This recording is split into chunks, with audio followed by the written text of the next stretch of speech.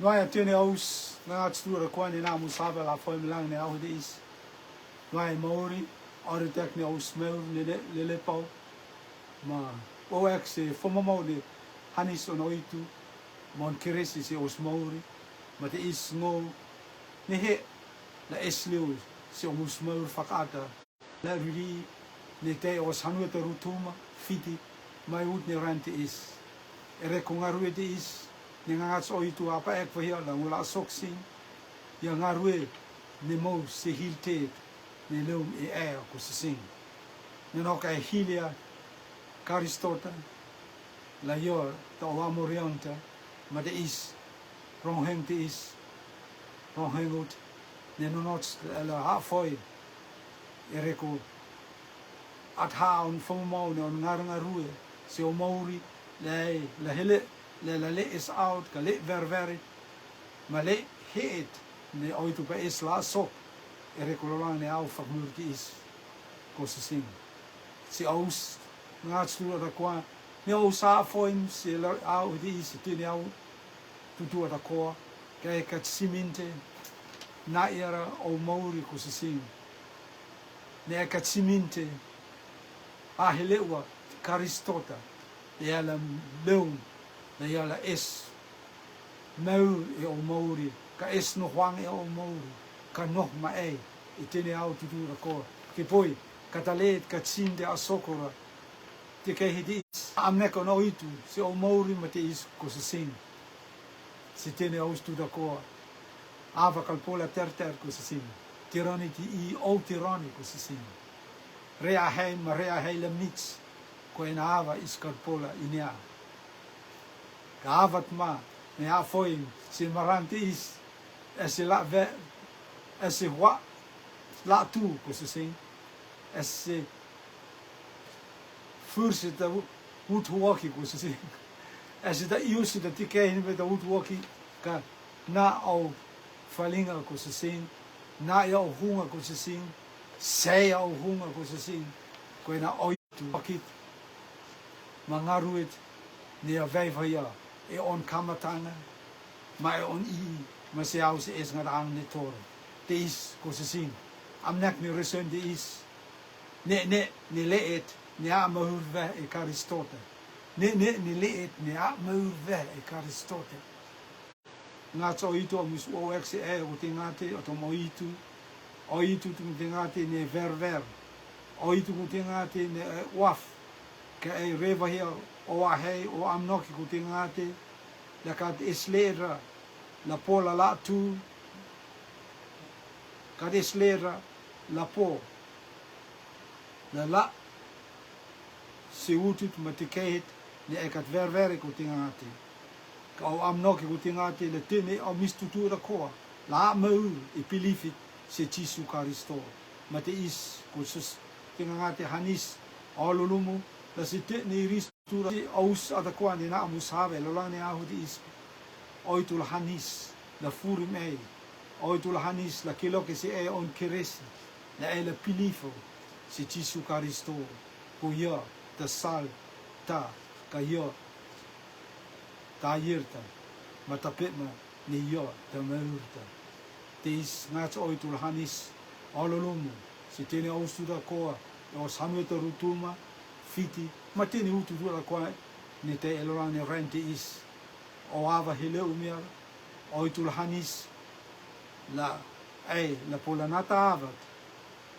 la pilif se tisu Karisto la de la hele se de hele wang het maar de het maar hoe no aan o le te tisu Karisto para usa morion ise teis ko se sing o ek noia e Maori ne leet ne a maurva e Karistota leet ne Karistota a he masim leet ne Karistota versim leet ne Karistota pa es la na fumamoa korwa ne on hanisi ma on kirisi se leet ne yo pilif vaya se tisu Karisto ka leet ne ka chiminte rea asokwa a heitis ma amnetis la rete tes o Maori e reko e ka chiminte ma ekre e ka chiminti a vehre o Maori la e la pilifsi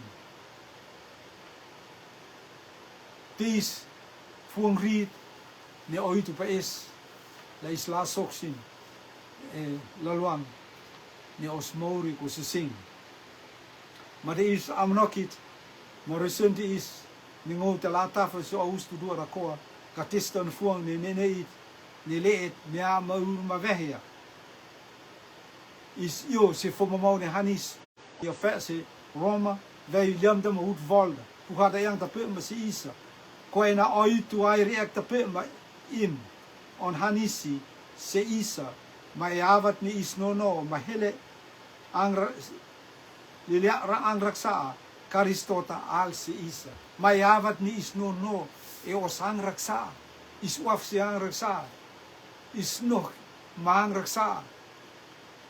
raksa ma isi teni auto tu da kwani is la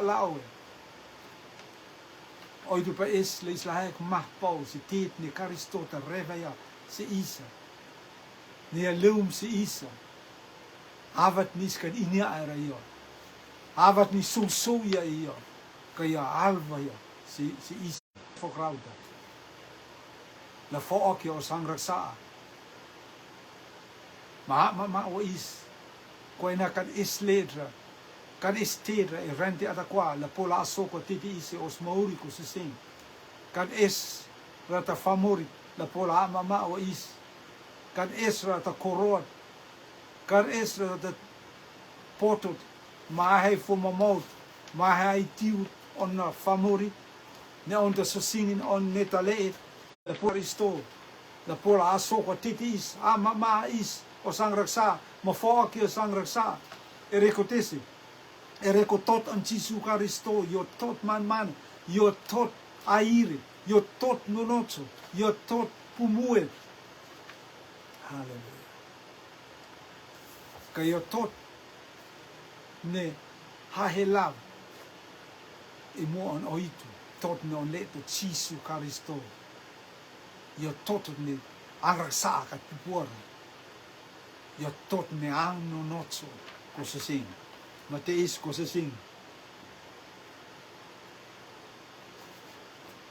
is waf se rotu ma rotu ni sa sok e teni ava ma teni tironi ko se sing ki poi ka rotu kal pola ma o is ma is kopla hek ma po ma is kopla hek ni tist ni tira kwa ni Israel tist en fuang ni tira kwa ni Israel e ko puhata rakek vesi isa ma kelak vesi isa e on Jesu Karisto da totot ni ma o sang raksa da totot ni is yo fo okia o sang raksa kat Israel da tot on da famorin on da leden moneten da tisile pola soko tisi is ngat me ke tot on Jesu Karisto hoe ek Johnny wij ruta man hoe on da rakek si isa ne puhata rakek si isa kata tsa hof on ie man etei la fak me ni ang ni amama o kiong on de lea chiu katsat po kelen sanghul mafuma utifta yang tabeba Jesu yang se lea ea aula huya de ne cha etonu mairisa hoya cha on se onuchu deis Johnny vai ruta uta on ne katsimte amaura e Jesu e yo e on pilifi ya fakmasi so ia his ne te tak e te ne te kehetan kagat is tonuta ya so worth atakwa so on e tak e te na ki so worth atakwa but there is kosi sing Maori ne karistota kat pupore yo Maori ofi yo kat Esra ta oiro de king is kat poera is awet ma amnek on oitu se os Maori is te fo e ut ma oi is te la tu la isla nog fumo la isla inia ne te is oitu he voya is ma oitu ang tau ka os Maori si te is kat pola inia te ne te atakwai e avat men is poia Maori e Jesu Karisto ko se sing ma is poela inia ne te is te airit na oitu he va ya is te te air na oitu pa is la on la mosi isa kanonoka iskat po ratete isko susing os pilifi e Jesu Kristo me iskal inara ni isla sitei ni isla sisei matesta iswere mate is ko susing amna ke te is la isla inia elolang ne au te isi ne le oriong te is out se oitu ka te pumu se oitu yo te ne oitu versi yo te ne oitu pa is la isla pula inia isla pula hele se hele wang hiti is e os pilifit se Karistota ni apa ek mang tau ek os mauri la isla hele se te kai hiti is ko ena mau fak foro ko se sing iskal pula inia ya te is ko ena mau fak ata ko se sing taang mauri ni po ya la isla inia ya amnek on oitu se os mauri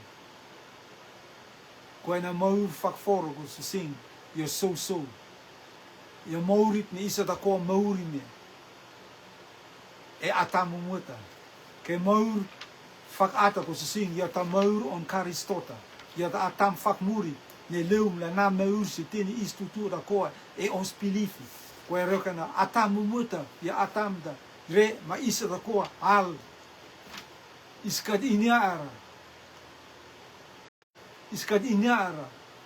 oitu ma amoro kyomda se os mauri e atamu muta isa ko al e ang raksa no isa ka oitu so isa ka atamaten ru e Karistota ya leun la na maur si isa a maure is hallelujah la isla no mayo itini auto tu ada ko tang ko sing amnak di is ko sing oitu pa is la po la hele sin nambata on ta ne amnek is yo ne oitu versin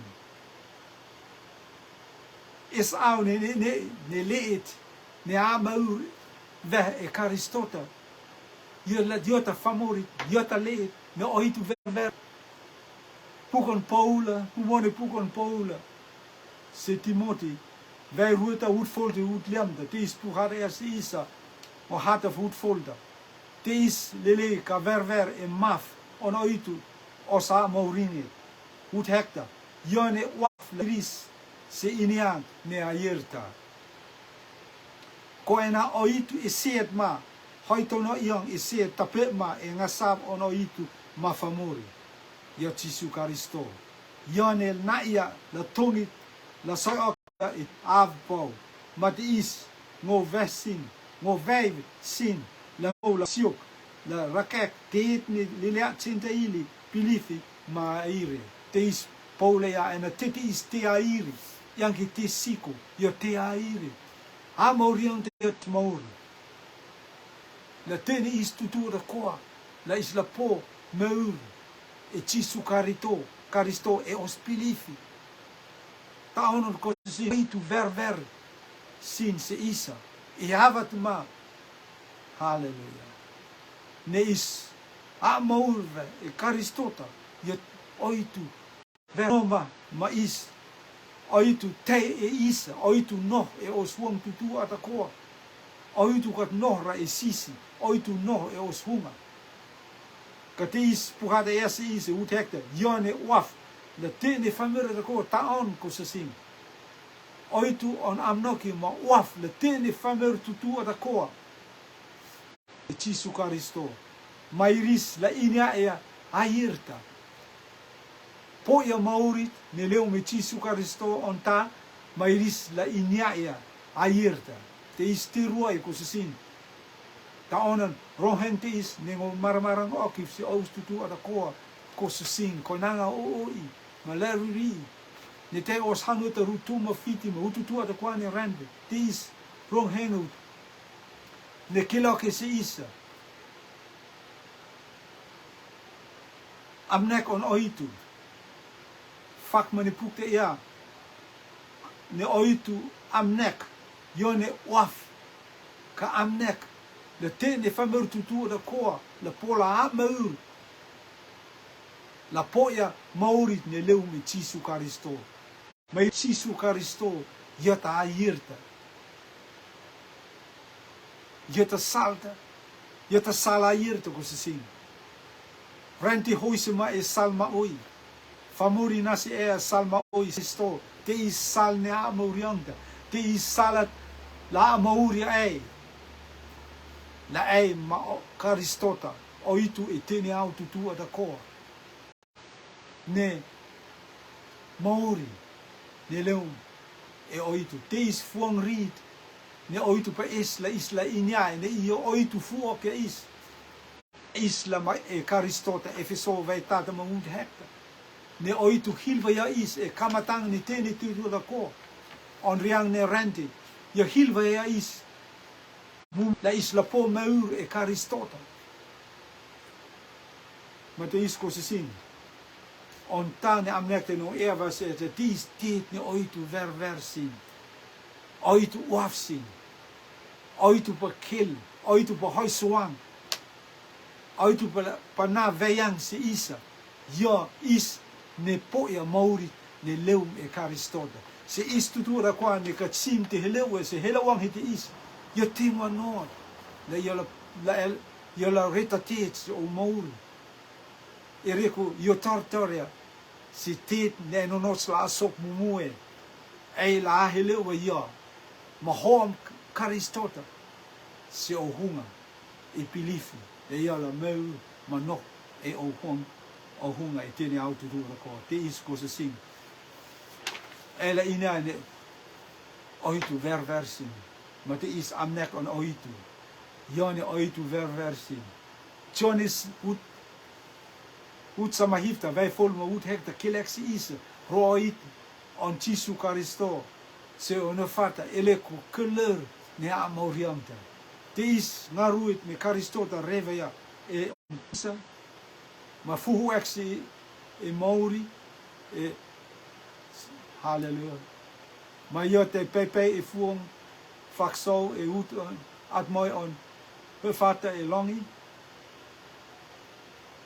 E reko ngaruit ni a reveja se os mauri, ngarue ne kolori, ne ya navaya on mauri, ma te is kusasin, tet ne is kade sled rapola haxin, kade sled rapola la tu e tete is, kade sled rapo, in kerk kusasin, a mauriang da mosi tene is tutu atako, a hei ma amnek ma sala no itu se os mauri, la isla poia, a moriam te is ne leu e Jesu Karisto. Koe na a moriam ta, ia te whakolori, ia te tiu te oitu, ia te pumu te oitu. Whakmanu ia ma verse o usa ko se sing. E avat na isno makikia e ang raksa, se isa, ka iska chindi ina aira ia. Se helewen se teronit, ne oitu veva ia se isa, ma te is furse oitu e pilifi se Jesu Karisto na te ispoia a moriante te is ko se sing isla se a hek ne a moriante is ya telama in ke ko se sing ya te fak pumu ya te pumu se oitu ya te ne te e oitu e te ne autu tu da ko pugada rakek si iso ko se sing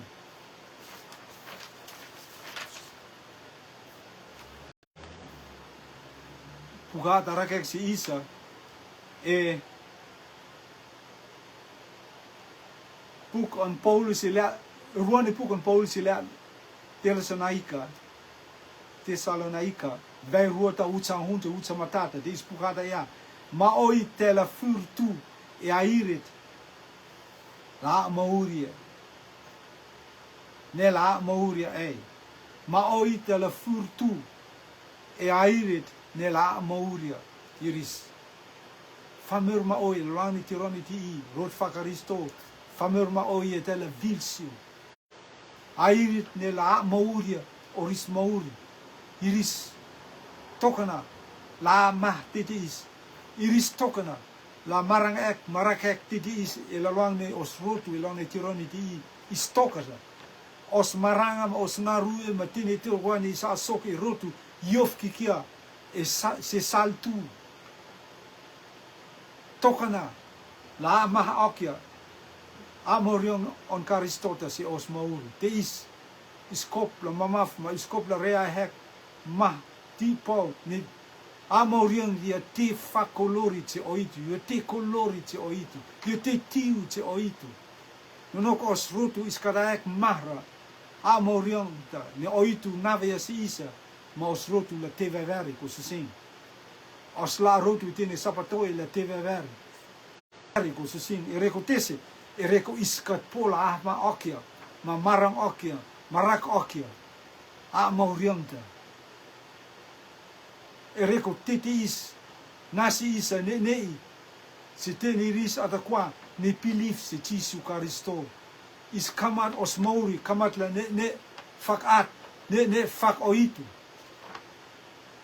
is tokasa la af no fak af no yang raksa ma is tokasa is soka ne lang ni rotu eles e Tesalonaika ma Paula rakek a mas irisa la iris la sefia ko ena titi is te airi te couleur on oitu te ni oitu a sok e on keresi on famamau ne on keresi se os mauri ma titi is te ma tiu is la kamat la kelma inia ne la ne au ma tipo e la wang ne os nga rue fakrotu a maurianta yeta tokana ma famur ma oye te la tu te la hek tu ma te la pilif si tet ne kataire ma i reko oitu on hanisi ma ia ter makikia ka i reko is hilvaya la mou la tu e karistota ma is la mou si pilifi si tet ne katnonotsla ma kat ververe e mo no itu te o te la kamat la te pumu te isa tet ni is hang e te ne au tu da ko ka oitu kat wafres oitu kat ververe si te ni te da ko e reko tesi piko e reko is hil vahia la is la tu e karistota is hil vahia dat te kei met ta hutut met ta maurit la is la pilifsin pugata rakeksi isa wala haters mate ne te siuk atakwa ne ang nonotso se iris ne la ma nonotso te la sokon se irisa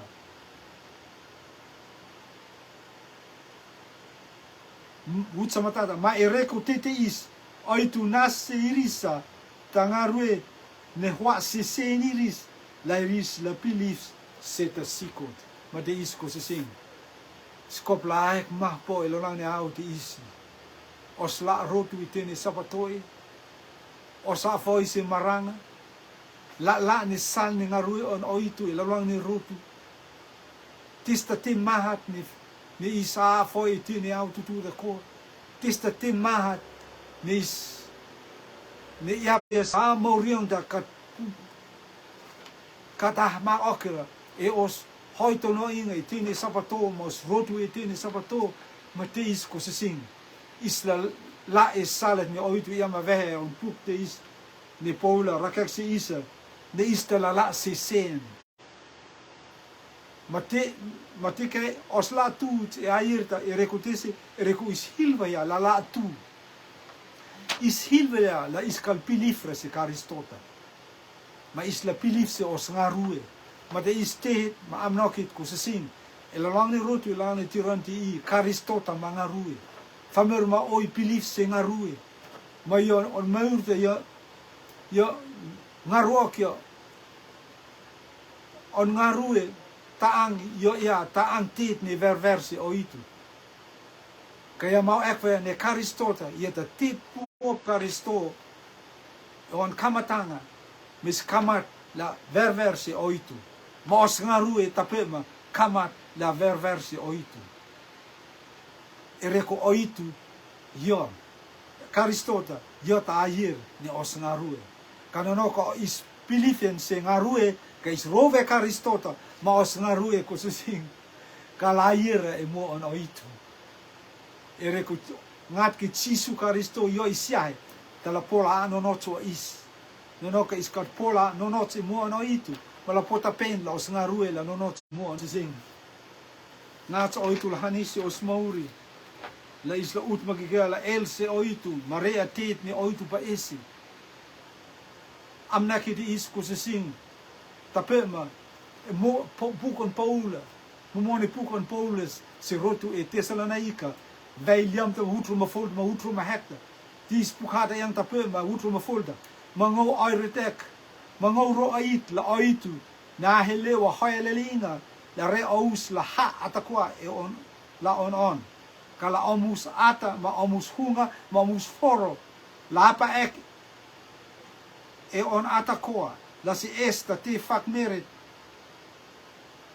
Jesu Karisto ena yo ne hewang aus yo ayel ma yo te la reta pe ma te ni te oitu te la re ye se isa ko se sin te ni te atakwa yo talano no tua is yo tala koloro kia is yo tala pumo ka is ma yo tala hele o teni te ta kwa ne is katpola resi osmauri Karistota tala leu mon fak muri e on hoyo kingdom yo tala re is la is la fakma sia se is la ne yo la is kopla mata o is la mata o os ata la no nots kala ayer mo no itu isla mata o os hunga los hunga la huang voi huang feen ka huang e pa soko e pa ngarue se oito isla poia huang an oito se os mauru katapema os foro la ngaru okia amnek on oito ma he on oito se os mauri la os foro taya e rene angraksa os foro taya e a hei mala e sal fak famuri sal fak rendi os foro la ise esa okia os foro la e sal fak rendi ko se sin salat ne oito kat ver se iso ko se sin tis amnetis amek pumu ko se sin e rekotitis ye ti ver ti mu on oito on ver le tini is tutu da ko la a mauria e Jesu Karisto mate oito ma salat ne oito dalla rakoki se isa ma kila oki se isa e reko amnek ni pukai on mumu iskat inyara amnek ni pukata ma isau ni pukata rakekti ni pukata mon furo kyong ni pukata se isa iskat inyara kai sil e avat man is belief se Jesu Karisto yo te is rakoki is la isla inyaya amnek on oitu e on feina ni te is amnek on oitu e kamatangeda se on I ma se on amoring hallelujah tromahita kelak se isi Jesu tala ho imea se on ekarasaya ne kolori Jesu tala ho imea se on ekarasaya ne a maurvaya e pilifi e Jesu se e pilifi se Jesu Karisto te is ku sing Jesu tala ho imea le yo tala hallelujah hoam yatala poia istutu ada ko la on o vai liam ta ma utro mahifta yang tapen ya po la ya la na ya ekrasia se ya kairis color makat estus etra ne vevhet ne he ta teis te tu etala on kasi es ta te raksa te is amnokit ne puhada rakek isa ne Jesu Karisto te ya ho la ho akim ma yata la tore tini istu da koa yata la tora ekrasaya ne kolori ekrasaria ne no e one nei ekrasaya iris ne apu mo ek ma iris waf ma is vovo ek mis norma ki e mau for old ne Karistota navea si irisa ma kinga mea hallelujah ma yo te la torre is ma te is puhada ya la se es tu setra ne te vevhet e os mauri ne te raksad e os mauri te ne te ta kwae te fei me tini tesi no noțu, copla amarer ma kikia e tini autotura coa, e os pilifit se Cisu Caristo, ma e os no fumou se io e tini autotura coa.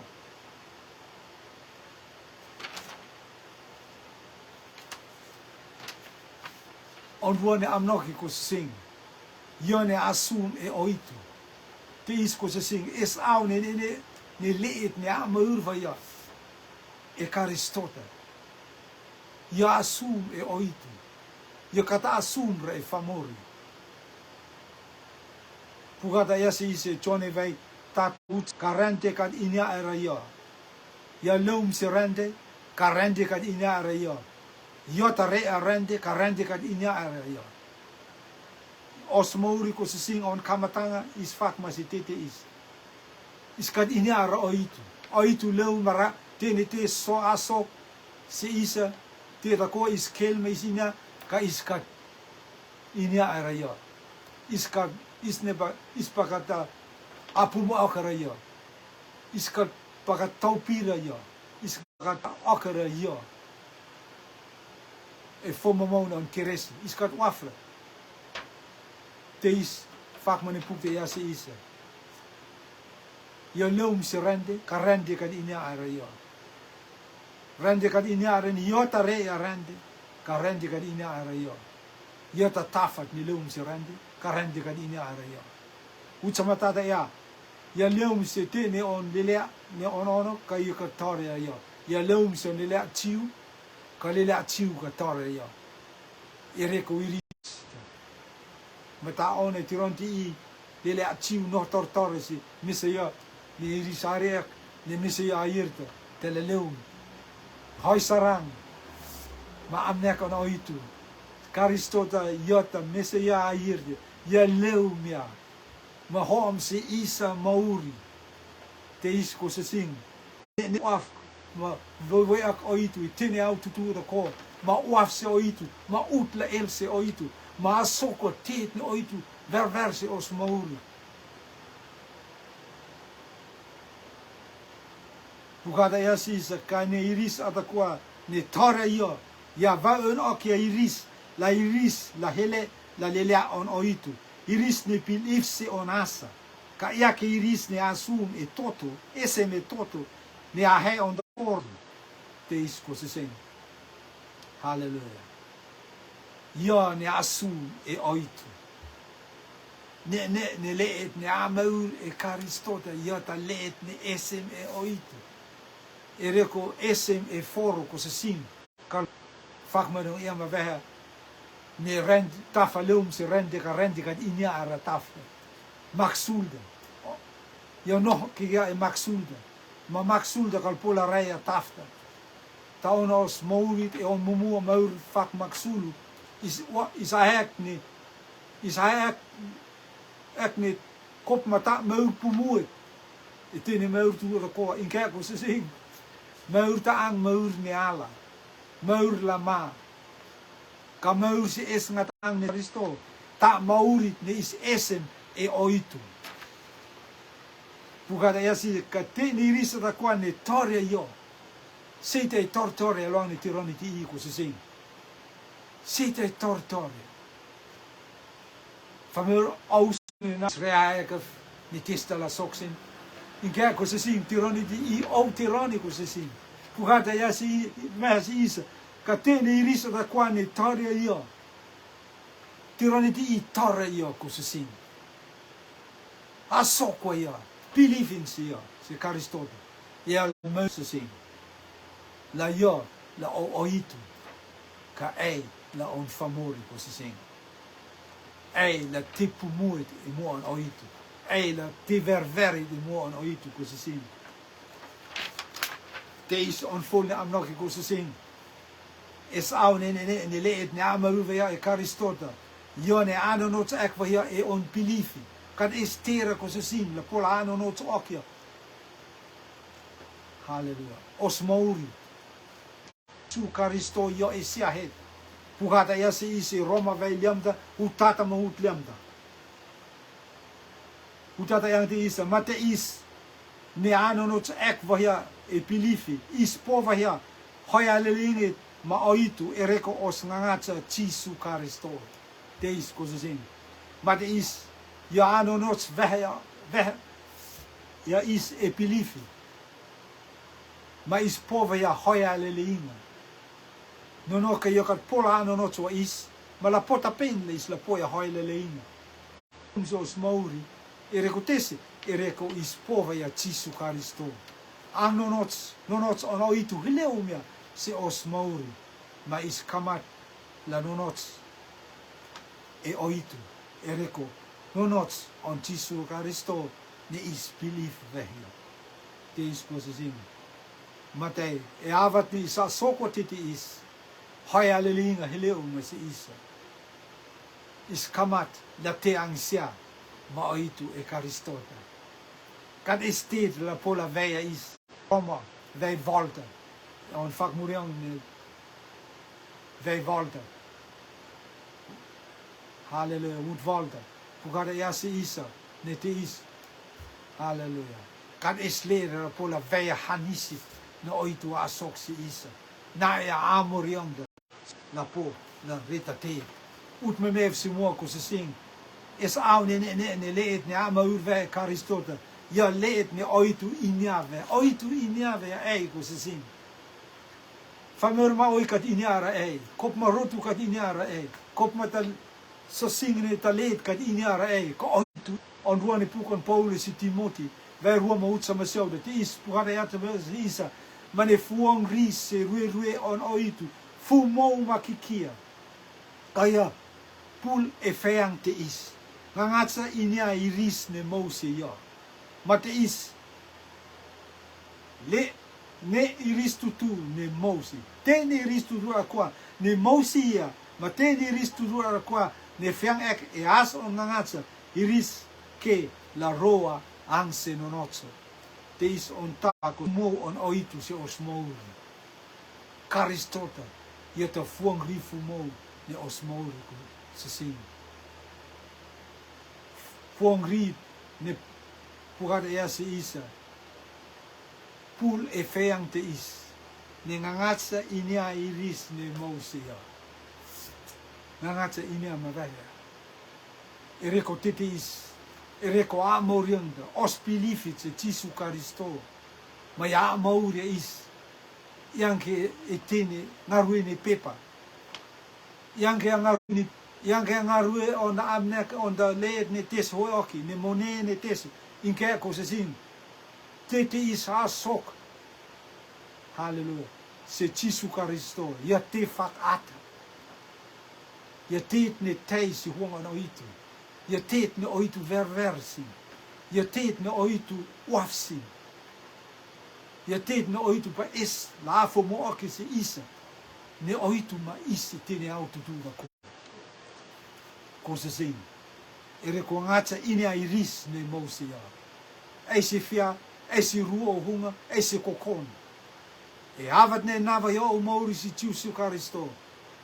Ele inia, ne oitu inia ma vehia ei. Ne o naf si tene austutura ko.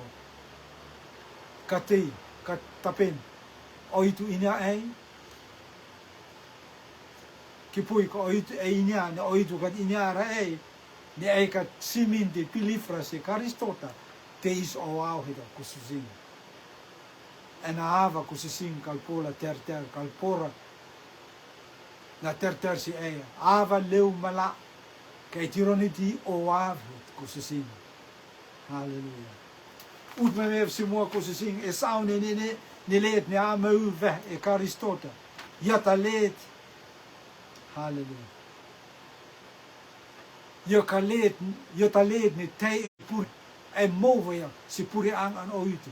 E havat mane e pilif se Jesu Kristo. E tape ma surue se pure an taang. Pure angat ne kan estere la pola ruexi. Kan estere la pola hulia. Pure an oitu. Kan estere la pola utokio pure an oitu. Kan estere la pola retate. Yo pure an oitu, yo fong rifu mo, yo pure angat ne fu mo makikia.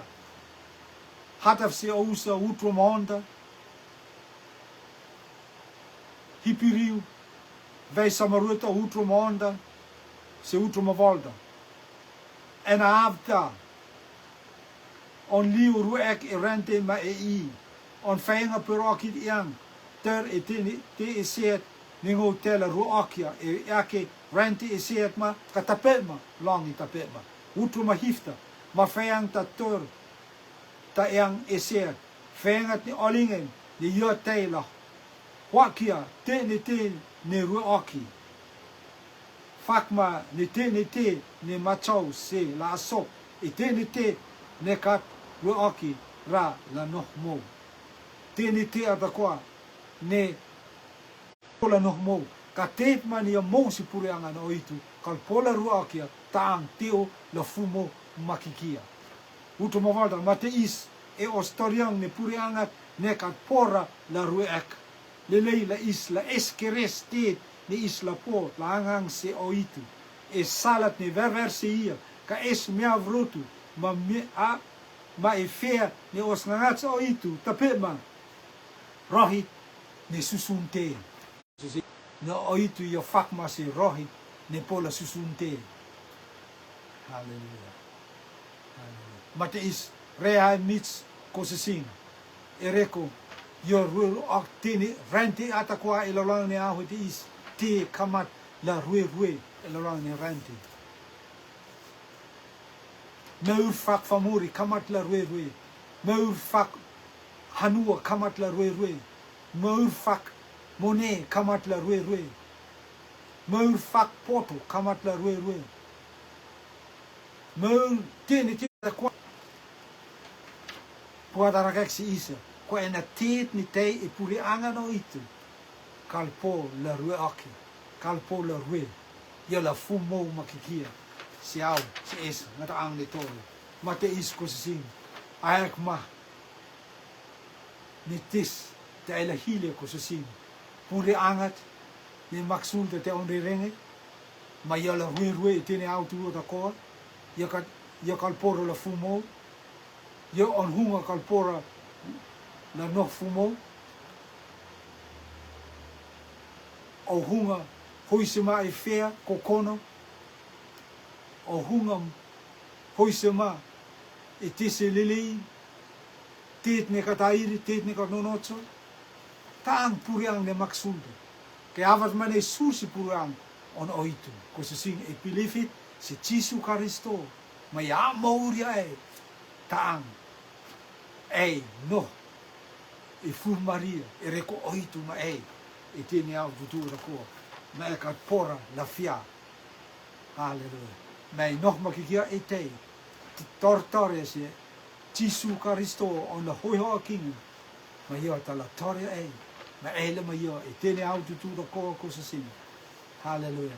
Te is, amek fakmure te si iso ko se sing, es au ne leed ne ama urwe e Karistota, ia ta leed ne onrua ne ala kal espuera. Ia ta leed ne onrua si eia. Lasok si eia. E rekotesi, e roga e pilif vahia si Jesu Karisto. Pukata rakek si isa. Te ismul hatef e kelek te verwa hunda hut onda. Alalum ka ha iristu tu ne po mafu se on ta ne fuha kiang ta. Alolu miris ne povaya an fuha kiang mumuta. Iris ne pilif se Jesu Karisto. Iris fuha ek vaya ma Karistote e on kamatanga. Ta fuha king mumuat e on kamatanga fuha king ta. Ispova maurta e os fuha king e ma Jesu Karisto e os pilifi. Tang fuha kiang mumuat ne pukata rakesi isa. Iris on rue ne ala kal espuera se irisa. On rue ne ala ko se sing kal espuera se isa. Hallelujah. Ala kal espuera se isa. Rehmal malda kal espuera se isa. Kal es ne itra la sasabwa is. Hallelujah. Iris ne mo se fek on oitu kalpora la reta te ci isa. E reko is povea Karistota. e fuha kyong mumuta, ma fuha hallelujah. La sok ta te si Isa. Puk utsa hunda yang si Isa. Matia polta, yone hua kia, si iris kireksi si lul hayang rehta, ma sol forta, utut ne man-manta, ma parofio tsuk ta te eon rirengi, ma te la arhu ek iris i ren ma pung, si avse es ngat ang ne tori. Utsam hekta, ma yo tala la oris, ma yo tala na oria. Lul hayang rehta, en ate is ruane ala, lul hayang rehta, ma kipoi kata leet, onasa, kat reira e puk, ne meurta, ma yo kirokif, si lul hayang rehta. Utsamaruta yang, ma ngou reis iri ko sing, e fuha kyong mumuta, ta iris ne ati, lele atitiu, ma lele riri, fufueris, e mua, ne peang faksauta, ma puk te isei, si ten iris tu da kob. Puk ne meurta, mangangat spur, a lele iris, ne atia, e te tutu, ne fesio oris ngarui. Ma te isko si sing. Skopla reak mahpau, pukata rakek si Isa, ne ta lulul, ma morut, ma lul ne rehta, tortoria, si ten iris, ne kat pilifra, ma kat fuho akyamra, e fuho akyam mumuta, e pilifi te Jesu Karisto, iris te la king aksio, se lang ne le, lang reh maltaang, lul reh maltaang ko se sing. Oitu pakat Israel e la la si u te kei taang, oitu kat pakat Israel te kei taang, la o maur si es ngataang ni tore e la nohoi, oitu kat reera si eia, oitu pa es la e la poia, la noh makikia ma Jesu Karisto, e au se es ngataang ni tore, ma taono ko se sing, ne os pilifi si Jesu Karisto, ho am is, ma kela kia marakore si is, ne is povea, teet ne oitu verversi, ma isla ma oitu, e te ne au tutu atakoa ko se sing. Te is mauri ko se sing, maur fakrende ko se sing, ya maurit ne karpora la fumo, ya maurit ne leu mala. Ka mau noh makikia se, au se es, mataang ne tore, mataang ne tore. Te is, o to whainga hahanokia si tene auturura ko, la afo mo ki si o muskunga, ne whaing te is, yang ki af leum, o to ahei, ne ta uthuaki, ka leum ki kia e pukha on o vato. Pukha at ni is hat makikia, ma iskopla inea makikia, tene tia te kwai, ne oitu pa is, ma verversi o smauri, la is la maur e Jesu Karisto, ko e na hilte te ea, maurit, ne kat pora la maur e Karisto te ia ta maurit, ne kat pilifre si Jesu Karisto. Ma ia kat wafre si Karisto, sala no hito. Ka maurit ne waf si Jesu Karisto, ia ta maurit ne pilif si Jesu Karisto, ia ta maurit ne a maur vahia, e ang raksa ma fuho yakse, se maur si esngat ang ne tore. Te isko se sing, rehek ma rehek titi is, la te is out, ka tipu mudi o mauri ko se sing. La tini, la tei, la forasoke se os is koinang rutuma. La is la iniaya amnoki, ma salat me oitu pa ese isa. Ma amo toto se os mauri. La is la poe. Ngora kek vahea se ouso ko se sing. Nem rendi, oitu leum se rendi kad iniaan. Rendi kad iniaan. Oitu leum se onis famori tiu, famori ka tare ia. Ma oitu leum si teni risra kwa, ni tare ia, e pilifice ia. Ma ta ia a maurva ia, iris. E ne, on oitu. Halleluja. Ne iris asum e oitu. Ka iskata asum ra e famori. Ma tape tema. Kwa en asum e famori, ia mauri whakapau si isa. Is kat por oitu hani si isa, ka oitu kat pula rete te si isa. Kay avat ma, ni is pilifin si Jesu Karisto. Te isko se sing.